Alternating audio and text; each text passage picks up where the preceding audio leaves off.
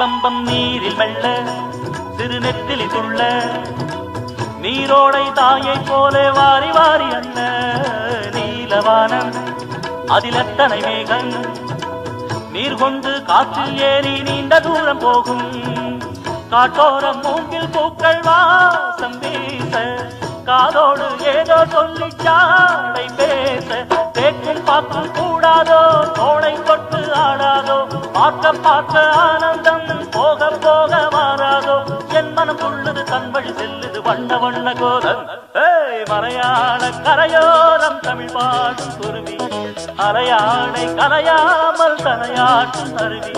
மலைமொழியில் மதி வழியது வழியது மண் மணங்குதம்மா